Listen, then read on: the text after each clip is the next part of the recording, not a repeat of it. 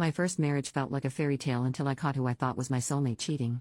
I was shattered, but I found love again with someone who just confirmed to me that soulmates are nothing but a myth. Before meeting my current husband, I was married to my ex-husband, Dave. Dave and I met when we were 5 years old. He moved into our neighborhood when he was 5. He was this cute boy next door. We became inseparable. Even our parents joked that when we would be adults we would be married. Ever since I knew the concept of marriage, I was determined that I would marry Dave. We were like soulmates. We had the same interests, the same hobbies, the similar thoughts. He was my first everything. My first kiss, my first boyfriend. The guy I lost my V card to. Among our friends we were the perfect couple. After graduating high school, we immediately got married. I got into a good school, but I decided to study with Dave. We got married right after we finished high school. Our parents helped us find an apartment closer to our school. We worked hard. We would even talk about having kids often. On our 6th anniversary we decided that we would try for a baby next year. I still remember the day when we were teenagers and cuddling. We already decided what our babies' names would be. During our 7th year of marriage, my mom got sick, so I had to stay with her for a while. I was planning to do something special for our 7th year anniversary, so I left early to surprise him. Well, I went to my bedroom and there I saw my husband screwing another girl in our marital bed. I can never get that image out of my head. My husband saw me and his face turned pale. I don't know what happened, but I threw up right in the spot. My husband was giving me the usual, "It's not what it looks like, I am sorry, it was a mistake." I locked myself in the bathroom. I somehow mustered my strength and called my friend to pick me up and just don't listen to Dave. When my friend arrived she charged at Dave. She grabbed some of my things and we left. I was in a catatonic stage at that point. Eventually my parents knew. They supported on whatever decision I would make. Dave's parents however wanted us to be together. There was a huge fight but eventually we settled for divorce. My whole fairy tale fantasy just shattered. I was spiraling into depression. My parents booked me a therapist, and for 2 years I was like a living corpse. After that my friend pushed me to go on a date. I did, but no one even came close to Dave. I was searching for Dave in every guy, but they all failed to live up to the expectation. That is when I met my now husband, Jay. Jay was the opposite of Dave. Dave was funny, he would be the life of the party. I remember one time he made me laugh so hard that I fell from my chair. But Jay was not funny like Dave. He would use humor only as clapbacks and if he wants to insult someone. He was also very stoic and closed off, pretty boring to my taste. On our first date, I asked him some questions like, "What is your favorite movie?" He told me he doesn't watch movies, and that he liked reading. He didn't even ask me a thing. Except for my educational background. He talked mostly about my field of work, but he was not interested in me. We ate dinner in silence. I was 100% sure he would not call me, but 2 days later he did. He asked me out on a second date. I was skeptical of whether or not I should go. But my friend insisted. So, I gave it another try and the second date went slightly better than the first.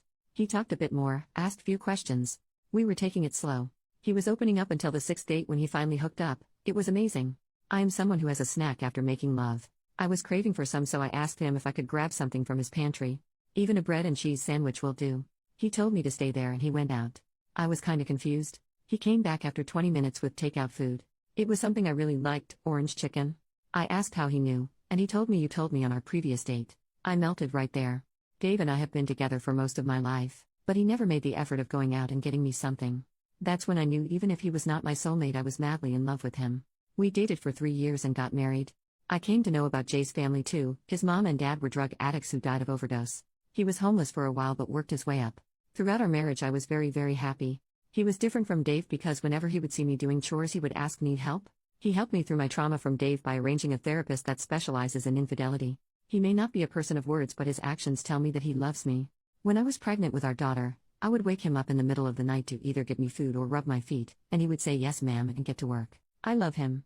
Even after 15 years of marriage my love has not stopped. He is still the stoic man I fell in love with. After meeting him I stopped believing in the concept of a soulmate. He was not mine but we somehow make it work. I love you, Jay. Thanks for being there in my life. And anyone who is wondering what happened to Dave, he is getting his 3rd divorce. His mom blames me for his downfall but she refuses to see that her son cheated on his every marriage. OP makes a separate post 2 days later. I said I love you to my husband after 5 years. My husband, 47 male, and I, 46 female, have been together for 18 years and married for 15. My husband is not the type who always shows his feelings. He is very stoic, smiles on very few occasions and maintains a routine. Some even say that he is a robot. But I don't think so. I am someone who is very outgoing and completely the opposite of him. Before I was married to him, I was married to someone else who cheated on me. I used to say I love you a lot in my first marriage. But after my divorce, I had some sort of aversion to those words. Over the last 18 years, we have said I love you only 5 times. First time was when we were dating, second was on our wedding day, third and fourth when our daughter and son was born, fifth was 5 years ago on Christmas when we were really tipsy because of the drinks. I wrote a post about how I met him and how we got together, but it made me realize that we haven't said I love you to each other for a long time. But it didn't bother me. Even if he never said it, he always shows that he loves me in his actions. He does chores for me, he would always give me a foot massage, make me my favorite dish, even kiss me out of the blue. I do not have any complaints. He is the best husband that anyone could ever ask for. But this was something that has been in the back of my mind for a while. We cuddle, we hang out, we make love, but still no I love yous. I would love to hear it and say it more often, but somehow it just makes me nervous. I decided to buckle up and just say it. It's just 3 words. So yesterday when he was reading a book on the couch, I stood in front of him and said, I love you. He looked at me and was confused. I repeated it. For the first time, I could see him get flustered. He told me okay. I was a little disappointed by his response. I thought he just didn't love me anymore. Later that night when I was lying down, he came to our bedroom and told me that he is sorry for his response. That it caught him off guard. He told me that he loves me a lot. And not even a day goes by he doesn't feel lucky to have me in his life. I was tearing up. That was better than my confession. I asked him that why don't we say that often. He told me that he doesn't say it because throughout his entire life no one has said it to him except for me. His parents were addicts who cared less for him. He had to start working since 14. He grew up in hardship, so saying I love yous are weird for him. But also he feels like we didn't have to tell each other when we express it with our actions way more. I told him I want to say it more now and want him to say it back if that's okay with him. I saw him smile for a while and he said it is fine as long as I want it. I don't think we need to say it when we know we love each other a lot. We will probably stop saying it after a few days and go back to our mundane events lol. OP makes a new post 10 days later, story of my husband Jay. A lot of you people have been asking me and personally messaging me about Jay's upbringing and how he managed to survive. Well, I am not sure if I am the right person to talk about his personal life. I mean, I heard some parts which really made me cry. Therefore, I will try to summarize it. So, my husband Jay is an only child. His mom and dad were from a poor family. They were addicts. His household was a mess. He remembers his father pushing him down the stairs when he was like 8. Jay mostly grew up with his grandfather, his mom's dad. As far as I know, his mom was not allowed to come to his grandfather's house. Jay mostly spent his weekdays at his house. His mom and dad didn't care. They were always high and had odd visitors. His grandfather taught him a lot of things, like handling tools, woodwork, electric repair stuff. Ever since he was little, with some advice from his grandfather, he learned that his parents are very useless. He has to survive on his own. All they know is how to do to substances and invite people for having group lovemaking. He started doing odd jobs like dog sitting, car and window washing, gardening. He also tutored from time to time. Shortly after, his parents died of odd. He became a permanent resident of his grandfather's house. He worked so that he could afford to go to college. His grandfather had little money for him. But it wasn't enough. He thought about joining the army at 18, but he failed the physical test. When he was 17, his grandfather died of a heart attack. His grandfather lived in a rented house, so Jay couldn't live there anymore. He was forced to live in a homeless shelter throughout his high school years. He even got bullied and got in trouble for standing up for his bullies.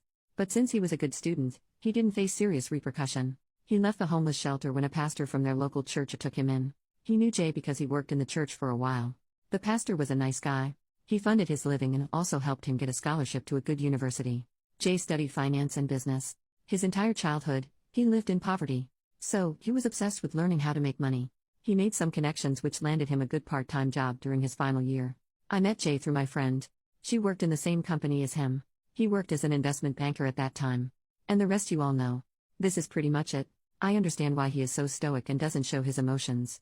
I once asked out of curiosity that he saw the harsh reality of life, but still how does he manage to stay good? He once told me about this couple whose children he used to tutor. They were a really happy family in his eyes.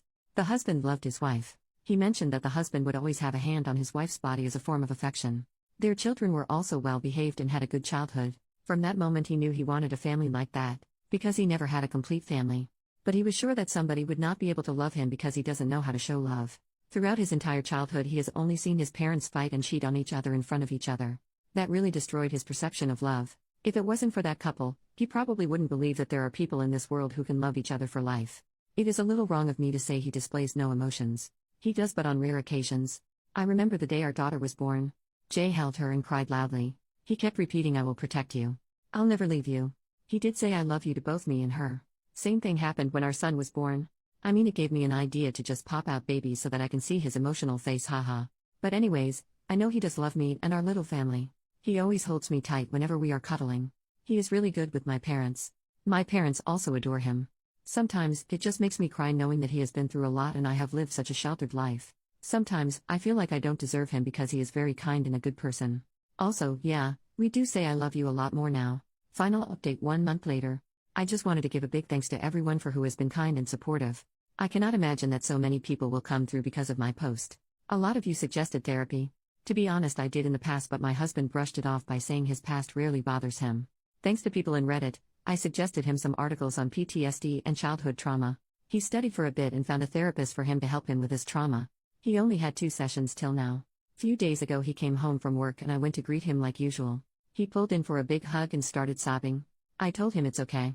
We went to our bedroom where we sat down and talked. He told me that he was sorry for being so ice cold all these years. He opened up more and said he was afraid to confront his demons, so he just kept them back in his head. He had trouble expressing how he felt. He felt guilty that he didn't say he loves more often. I'm just paraphrasing what he told me. I love you with all my heart. I know I don't say it, but I feel it every day and every moment. I'm sorry for taking away all those years from you, for not expressing my love for you. Words cannot express what you actually mean to me. You gave me my kids, made my house a home. I never had that growing up. I always wanted that and you made it happen. I'm sorry that I was so cold and never said I love you more. Because I do. I love you a lot. I want to make it up to you.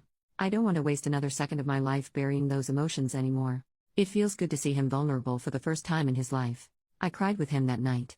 We talked a lot about our marriage and the times we spent. It was a real bonding experience. From that day on, he has been really attentive towards me. He would always come home as early as possible to simply have more time with me. We cuddle a lot and also make love. Except this time it feels new and different.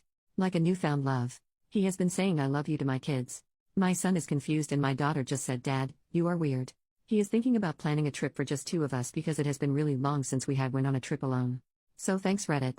You gave me a new version of my husband and probably strengthened my marriage with him. Not that there was problems, but I hope my husband would not be so haunted by his demons now.